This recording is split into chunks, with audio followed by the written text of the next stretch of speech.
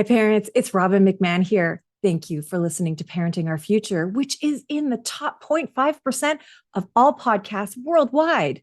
Before we dive into this episode, I want to invite you to join my membership site, the Parent Toolbox. You can join this membership for free. It's at www.parent-toolbox.com. And this is the companion site to my show, Parenting Our Future. In the Parent Toolbox, you will find game-changing tools and resources from both myself and my guest experts who are among some of the top minds in the parenting space. There are over 100 resources to help you navigate screen time, co-parenting, meltdown, teenagers, and so much more. Join today at www.parent-toolbox.com. Now back to the show. You know, I think one of the things that as parents we can be really worried about is eating disorders with our kids. You know, it's something I think a lot of us don't know enough about. And I know it's always something that's kind of on my mind, kind of looking at my kids, looking at their friends, looking at my family even, and just, kind of just seeing like what's going on with them. And, food in and of itself is such a charged sort of topic. And I have somebody here who is going to help with all of this because I'm not very eloquent in this area. I don't know very much about this. And I am bringing you a really amazing expert. So I have Dr. Elizabeth Easton, who is a clinical psychologist, and she serves as the National Director of Psychotherapy and at the Eating Recovery Center and Pathlight Mood and Anxiety Center. So she knows what she's talking about. Dr. Easton is a certified advanced psychotherapist, supervisor, and trainer in emotion-focused family therapy, and a certified eating disorder specialist.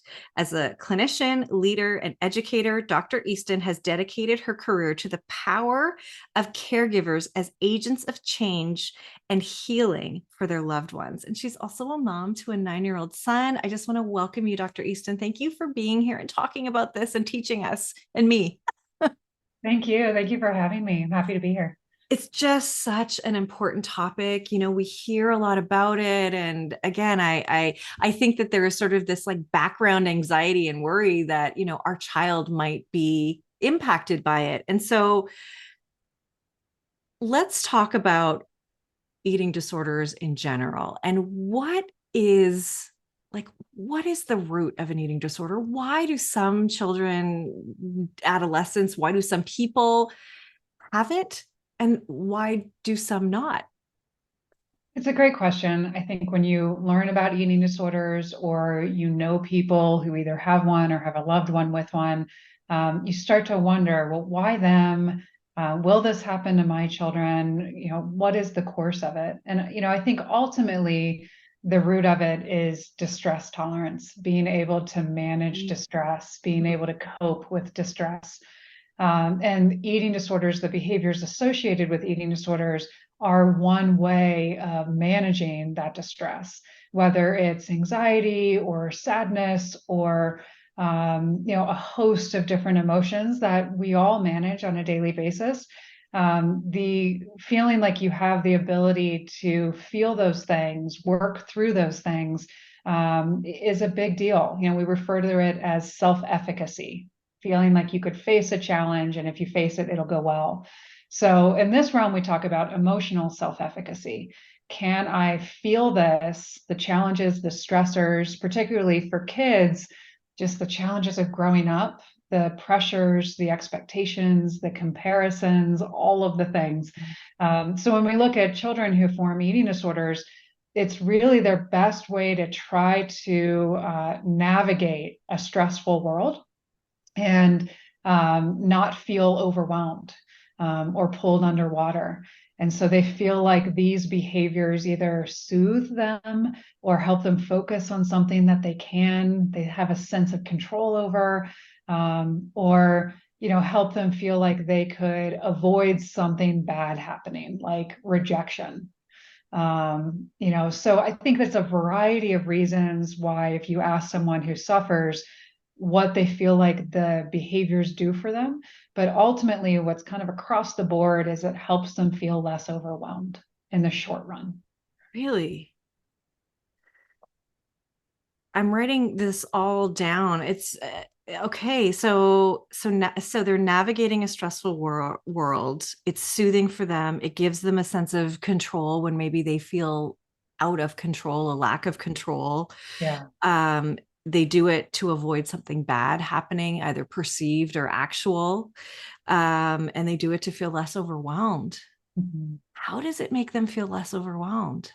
Because they have control? I don't, yeah, I don't Because get it. it's something for their brain to focus on or hyper focus on, even to the point of maybe obsess around what their body looks like, what food they've taken in. So there's this sense of it can pull their attention away from all of the other things in their life that they don't know how to manage, they don't know what to do with. So I had one patient actually just say to me yesterday, I realize when I'm overwhelmed, I start planning and I start figuring out the details of things and how I'm going to do them and what I'm going to do. And I realized when I was in the thick of my eating disorder, that's what I did with my eating disorder. It allowed me to manage my stress by doing all this planning and all this hyper focusing on something else. Well, now that I don't do that anymore, I see myself doing it with friendships, with school, with all these other areas. And I realize this is just what I'm doing to cope. And so, yes, it was about her body and food, but she also realized underneath that this was just a protective coping strategy she had Mm, come up with at some point in her life. And now it can be applied to anything. And so right. now it's working on the pattern of that, not just about what it's attached to. So that's interesting. That sounds really hopeful that you can actually take take what you did to cope and actually transition it into something healthy. Yeah. What can it be used? When is it helpful? When is it helping you? And when is it tipping over to getting in your way, to keeping you from the functioning or the things that are important in your life? That's a big part of the recovery process. Yeah, okay.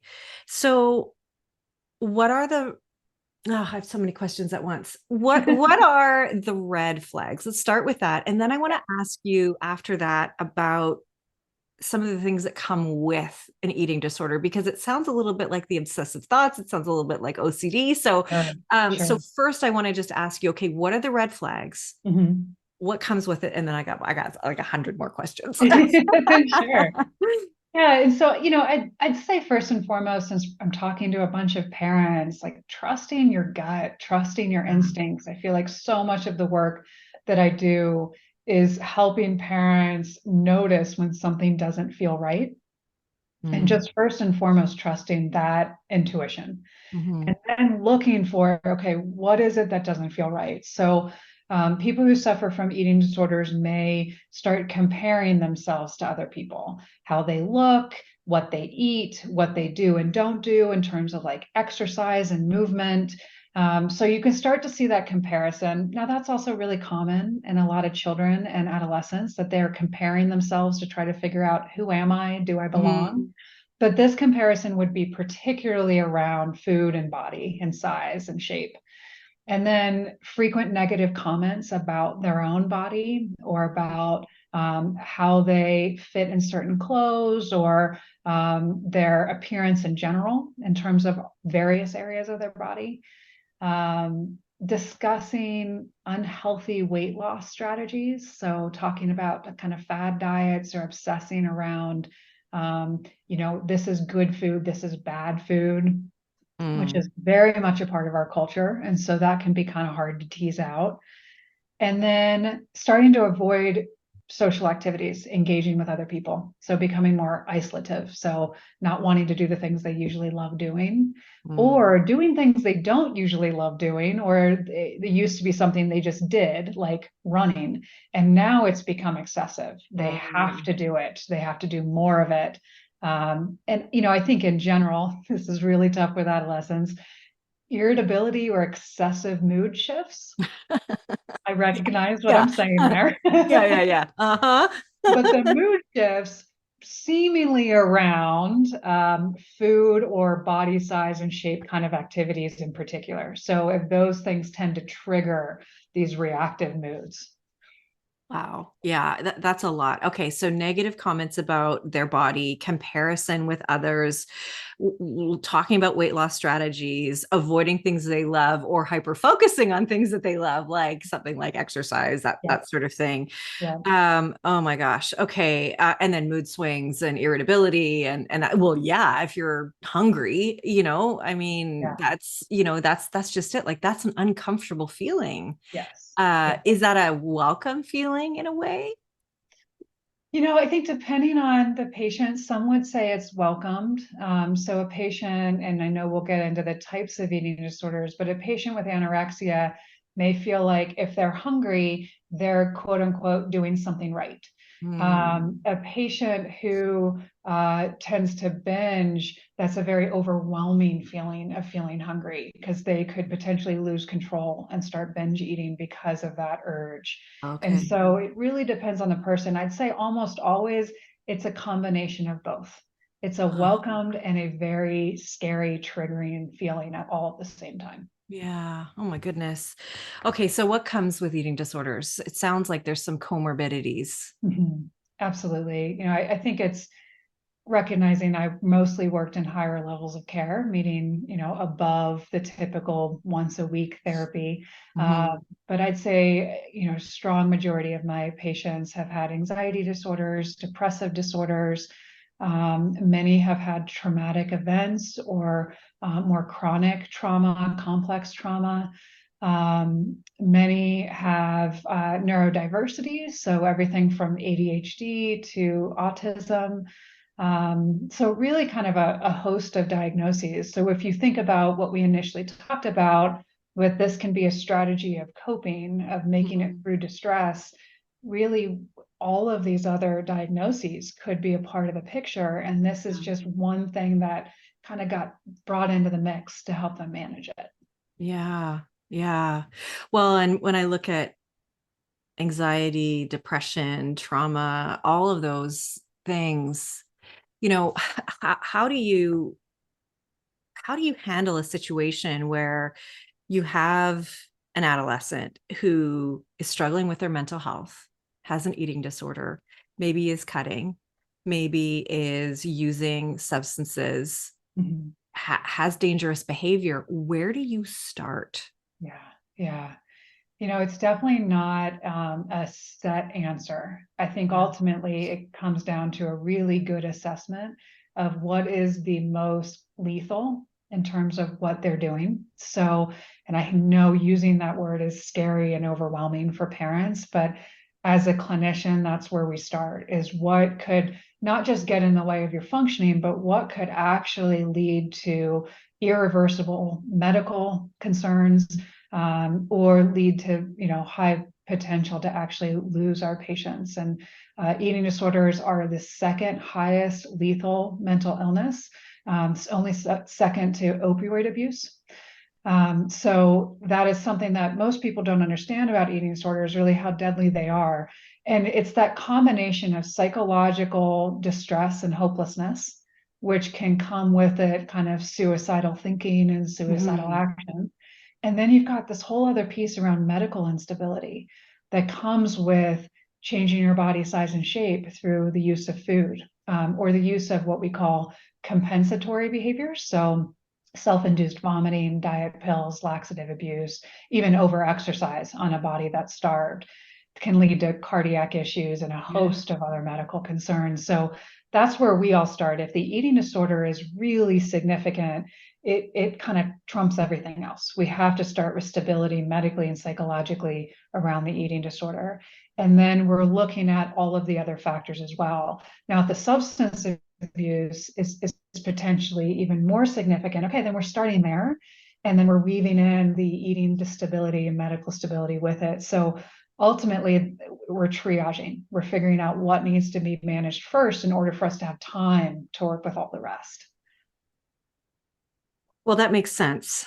And that's difficult to hear, Yeah, yeah, and as parents, when your child is suffering, we have to take action. We have yeah. to. And one of the things that I know to be true with every cell in my body is that the deeper you are connected with your child, the more you can connect this, the more they will want to come to you and use you for support instead of going to other behaviors, activities, other people. How do you sort of see the role of the family in Yeah. this? And just reading your bio and with what you've talked about, having caregivers of agents of change and healing, what can parents do? So that's really what I've dedicated the last half of my career to, particularly after I found a modality called emotion focused family therapy. So, this modality, also known as EFFT, I met an incredible woman named Dr. Adele LaFrance, and she was working in higher level care hospitals in Canada, working with eating disorders and the comorbid diagnoses. And she started to develop EFFT because she was working with caregivers who were stuck. They had skills that they were Mm. using with their loved one, and they weren't working in the context of their loved one having an eating disorder. They loved them. They were connected deeply before this eating disorder came in, and the eating disorder just put this giant wedge between the two of them. So she really saw the behavioral work as important, helping them learn to eat and interrupt behaviors, and that's a part of the model. But one of the major foundations of it is supporting their loved one with processing emotions.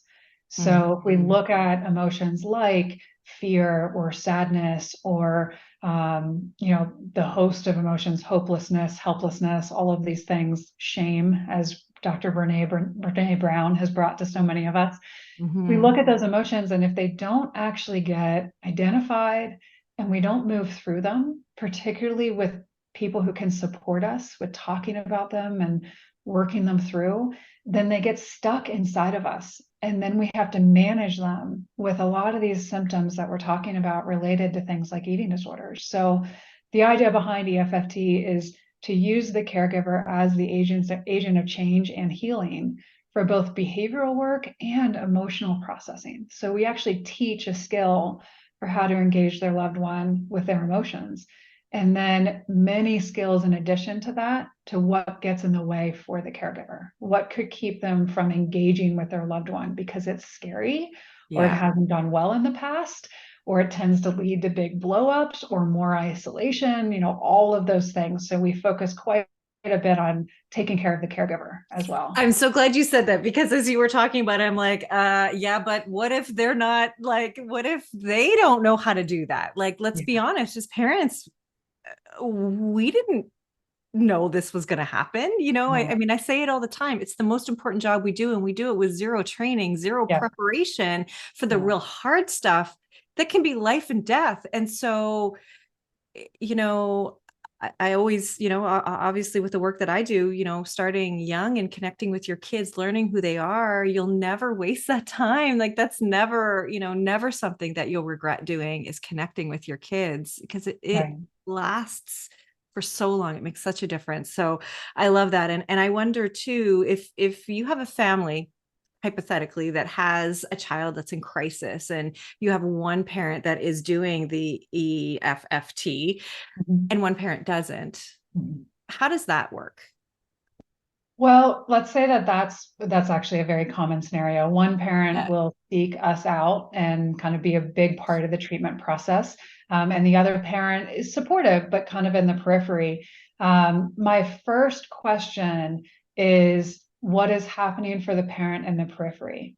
Do they feel Mm. like their perspective or their skill set is not as well used in this scenario? Do they feel like there's room for them to step in and be able to support from their perspective or their ideas? Are they feeling helpless, like they've tried and their skill set wasn't working, and so they've just stepped back, Mm. not because they don't care, but because they feel like they could make it worse, or they feel like it was just getting more complicated with them involved, or they're just feeling a lot of shame, like I don't know what to do, and I'm going to step back because I just feel paralyzed by it. So Mm. usually I didn't see that those parents as not willing or not getting it. They're actually just more afraid of something worse happening. Mm, And so they pull themselves back so that they don't make things worse for everyone. mhm. Or they think, all right, well, I'll just be in the background and I'll just support from back here and that'll be enough. So as you can tell, one of the first things I do is try to figure out how to pull that other one in, I love because that. eating disorders can divide and conquer. They can divide parents and split caregivers, Mhm. so that they can continue to thrive. And so when we align the caregivers using the same skills, same perspective, there's nowhere for the eating disorder to go. Which is Mm. what we're looking for. I love that. So you're really giving care and compassion to everybody, even the parent that seems maybe a little checked out or overwhelmed by it. And it makes perfect sense. I mean, you feel powerless as a Yeah. parent. You got to get used to feeling powerless. That's for sure. But when Yeah. you're faced with something like this, it is, I mean, it's life changing, isn't it? I think it's staying, as a clinician, staying constantly curious. What may be happening here? What's contributing to how they're showing up? And then as a parent, staying constantly curious. What's Mm, happening for me? What's happening for my co-parent? What's happening for my child? Just always being ready to not actually know, but to constantly be willing to re-engage to try to figure it out from a mhm, place of love and compassion. mhm. Everyone's doing the best they can with the skill set they've got. We just sometimes need to help give them some new skills or advance their skills. Yeah. And I think if you look at it like it's an invitation to having a more connected relationship. It's an invitation to understanding your own feelings and needs and those of others. It really actually makes life more rich, and you actually might find yourself more happy and more capable and more able to handle the adversities of life because you have more coping skills. Would you say that? Absolutely. That's Yeah. what I hear from most parents. Many of them will start in this space of, well, how am I going to help my daughter process her emotions when I don't even know what I'm feeling on a given? Yeah. And then they go through this process and they realize, not only do I understand her, I understand myself better. I know how to now cope with things myself. And I'm modeling that for her, or we're doing it together. And so Mm. then you see this whole other trailhead for the parents to go down to enrich their own lives. Mm-hmm. Oh, yeah. I think of, the saying, it's not happening to you, it's happening for you. Right. Mhm. And it's not easy to look at that. But, look, with my own neurodiverse child and the struggles that I've had in my own parenting, I look at my one child who has really taken me to the brink of many different things.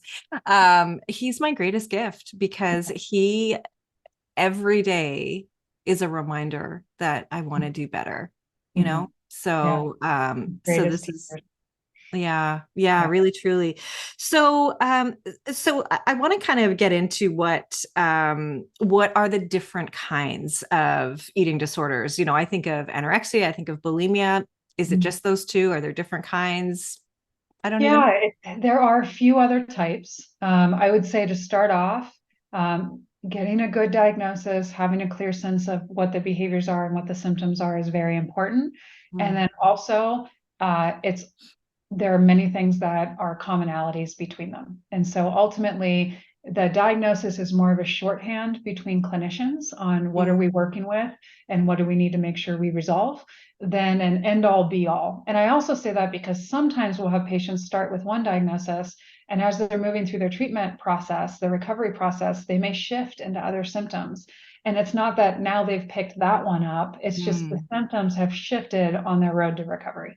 right. So it can be helpful to not get too stuck in like it's this versus this, Yeah. but giving you the shorthand, helping to decode how we all talk to each other.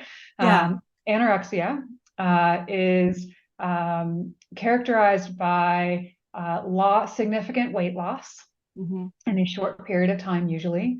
That is, well below what is appropriate for that child's height and their weight trajectory to that point forward. So you're looking at weight trends and, the graphs your pediatrician shows you, there's their height and here's their weight trend. You want to see that curve continuing. So if they're falling off the weight trend, and that's also affecting their height, that's usually when you see this diagnosis brought up.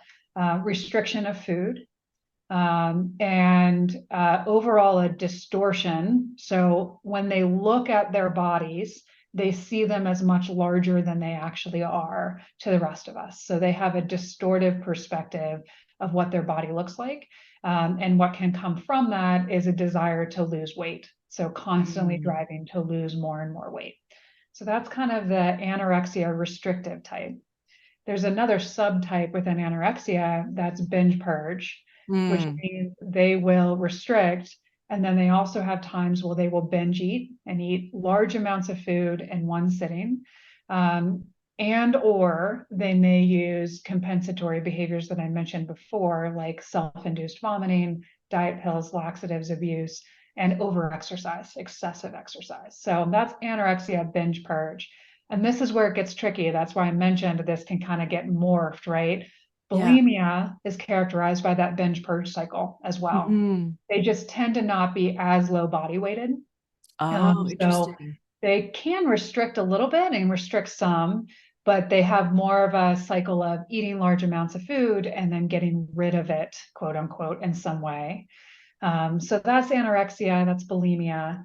Then we also just have binge eating disorder, which is doing that binge eating process, but not necessarily using the compensatory behaviors to kind of get rid of the calories. They're just having these episodes of binge eating. Okay. And then the last type is pretty different from all of the rest. It's called avoidant restrictive food intake disorder, or ARFID. And so for many of us, we may think of this as picky eating. I would actually take that to say it's picky eating to an extreme, Yeah. where there can be significantly low body weight, significant malnutrition because they only take in certain types of food and that's it. And the difference with ARFID is that many of the patients with ARFID actually want to gain weight. They know they're at a low body weight. They want to gain the weight back. They just can't. So that may be because they literally don't have a drive to eat. Some patients, particularly neurodiverse patients, have been found to have this kind of restrictive type where they just don't have a drive to eat. So they have to eat on a schedule. There are other patients who have sensory sensitivities. Mm-hmm. So certain textures, certain colors, certain smells or tastes, they have a significant aversion. So again, you see that often with a neurodiverse population, but not always. Sometimes they're not. Or they have actually a phobia.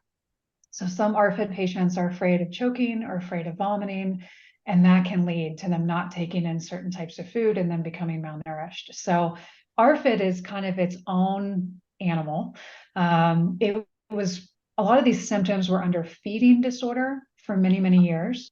And then in this last diagnostic manual, they actually pulled it in under the eating disorder category, which there's some controversy over whether it makes sense or not. But ultimately, it gave all of us eating disorder clinicians more education and information about ARFID. And now more and more patients are actually getting the diagnosis, which is really helpful. Wow. Oh my goodness. Wow. Uh, okay. So, how do you talk to your child? We talked Mhm. about the EFFT, right? But your child is in front of you. You think there's a problem. How do you broach the subject? Yeah. Yeah, this is where it can feel a little bit like you're walking on eggshells. Like, okay, I Yeah. don't want to say the wrong thing. I also don't want to not say anything. And so, first, I'd say to parents, like, what would you naturally do to bring a hard subject up to your child? What would you do in any of these other areas around school, around friends, around health in general? So, I want them to try to pull back up their natural parenting capability. It's really not just about how you broach it, it's then how do you work with whatever happens next? So you broach, hey, I have a concern and I want to bring it up, Mm. some version of that, or I've noticed, or I'm wondering, and you bring it up that way. And then there can be the choose your own adventure of how your loved one responds. So they may respond with immediately shutting it down. No, it's not a problem, it's fine, and just trying to deny it. Or they may respond with immediate anger. How dare you ask me about that? Leave me alone. Or they may respond with falling apart, with crying and getting really overwhelmed. So it can be a variety of ways that they respond. And that's usually where I recommend that emotion focused family therapy piece, because we teach something called emotion coaching. Mm-hmm. So based on what they serve up, what is at the surface, you'd respond with, I can understand why you would feel that way. I can understand why you'd think that way, or I can Mm. understand why you want or don't want. So if they shut the conversation down right away, you could respond with, I can understand why you don't want to talk about this. Mm. And then you don't just shift to, but here's why we're going to talk about it anyway. You Yeah. actually slow down and Okay, you okay. say, because I can understand why you don't want to talk about this, because maybe this feels really uncomfortable, and because Mm. maybe you don't really know what's happening to you, and because this feels really vulnerable and it's overwhelming to try to put it into words, or because you don't want me to see that you're doing these things. You Mm. know, trying to put yourself in their perspective of why would they not want to talk about it, and say it out loud to them. Put it on the table as, this is okay to discuss. I love it. And that's how you help them process through the emotion. Mm. So this is so great. I have a steps to validating your child's emotions, Mm. and it is starts with validating what they've just said, right? So Yeah. I understand you don't want to talk about it, and then because is the bridge. It's never but, it's Yes. because, and then 2 to 3 reasons why, Perfect. right? Yeah. Yeah. That's So it. you literally just did that, and it Yeah. was beautiful how you just did it, Yeah. and and I think, look, as I'm going to put myself in the position of a child, and I think back to my own childhood. If my parents talked to me that way, Mhm. holy cow, Yeah. would that feel amazing? Yes. Whether we like it or not, like, we are the most important people in their lives, whether we Mhm. recognize it, whether they recognize it, we are the most important people in their lives. And they don't do what we say, they do what we do, Mhm. which is beautiful, because if we can do this for them as imperfectly as we'll do it, but with practice, we get better. Yeah. That just gives them a model for how they can do it for themselves too. So I just think it's Absolutely. beautiful. That's the idea, is they're able to learn to self-validate. They're able to Yes. learn to identify, I am suffering, I'm in pain, and I see it for myself. So sometimes the phrase, I'm the one that I've been waiting for, really Oh, comes out in this moment of, I've been waiting for myself to acknowledge that I'm in pain, that I'm suffering, that I'm overwhelmed. And so when we have the people around us acknowledge that with us, oh. then we can lean into that and acknowledge it for ourselves. And that can help with the other big piece that ends up happening with eating disorders, which is shame. I'm not good enough. I need to hide this. What will you think of me if I'm suffering from this? When we have caregivers come towards them and say, of course, this is happening for you because of this, and because of this, and because of this, and I'm here, and it's okay, and we're going to figure this out, then they can actually lean into that and start doing that process for themselves. Hmm. Oh, it's really beautiful. Really, really beautiful. Thank you for all of that. That Yeah. just gets to my heart. Yeah. It's really, really beautiful. Okay, so I think that what we really want to do is give our listeners a message of hope. If you know someone who's struggling with this, if your child is, if you're just listening for whatever reason, there is hope. And can you walk me through how there is hope, and what can help somebody struggling get to the other side? Yeah. I think part of the reason that I work with this illness and have so much hope, I think I've been working with this illness for 16 years now, and I Wow. am still very hopeful, Wow. is because of the caregivers that I've worked with, because Mm. seeing their heart and their skill and their intuition, and their just engagement in this process, and the ability for that to not only, like we've said, help their loved one, but help the whole family and help the caregiver themselves. So eating disorders are treatable, and you don't get better from any mental illness in isolation. So Oh. first and foremost, step in, as a caregiver, don't be afraid to step in, even if you don't quite know what to do, even if it could be messy or it could create conflict, step in. And look out for some of these signs of where they may be struggling and where there's kind of pain or stress. And like we just talked about, bring it up, say something. And if you're not sure if it's happening, or if you're in the process of working with it directly, eating meals together.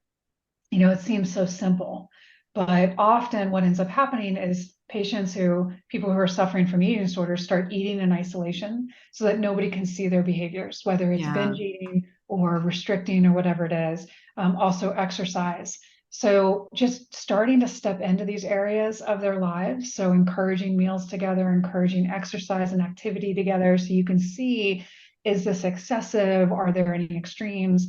And then next to that, if you think all of that is true, you're still concerned, then it's time to reach out to people who know eating disorders well. So you're looking for physicians who can do the medical workup. You're looking for registered dietitians who have eating disorders expertise. There Okay. are a lot of different types of dietitians and nutritionists out there.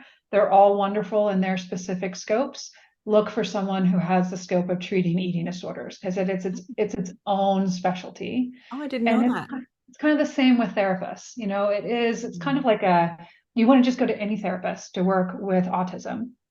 It's similar with eating disorders. You go to specific therapists who have trained in working with eating disorders. So that's kind of we call it the three-legged stool: the Yes. physician, the dietitian, and the therapist. And you want to pull Okay. that team together. Oh, fantastic. Fantastic. Okay.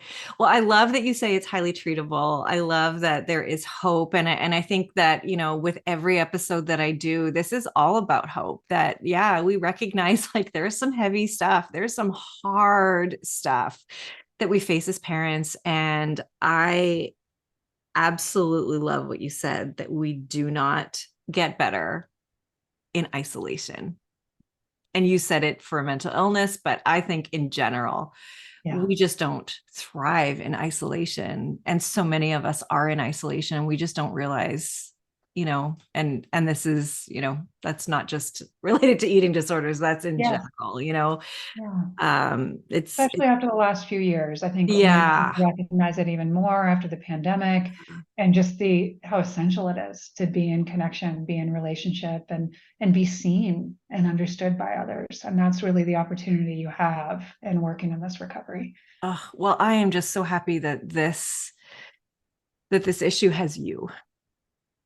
Thank you. Thank you. I Thank you really for the work appreciate that that. you're doing. Like you just, I would reach out to you in a heartbeat Oh, if I was in a position with a child. So I just want to say thank you so much, and you are so kind and giving as well in terms of giving us some resources for the parent toolbox. So please look for those. You've got a couple of handouts for us, and it's just to help you navigate this, to understand it, and know what to do if you're faced with this. And look, please share this with somebody who you also, if you know they need help, please, please, please share it, because I mean, we've got to do that, right? It does take a village to raise a child, and we have to look out for each other.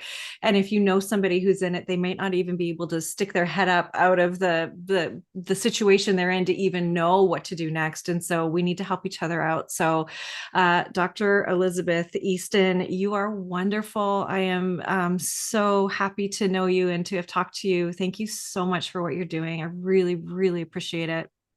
thank you. And thanks for what you're doing. Thank you. Thank you for listening to this edition of my podcast, Parenting Our Future. I'm parent coach Robbin McManne, and if you're enjoying this podcast, I would love it if you would share it with someone who you think needs to hear this message too. And please don't forget to subscribe. And if you like my work, I would be grateful if you gave me a 5-star rating.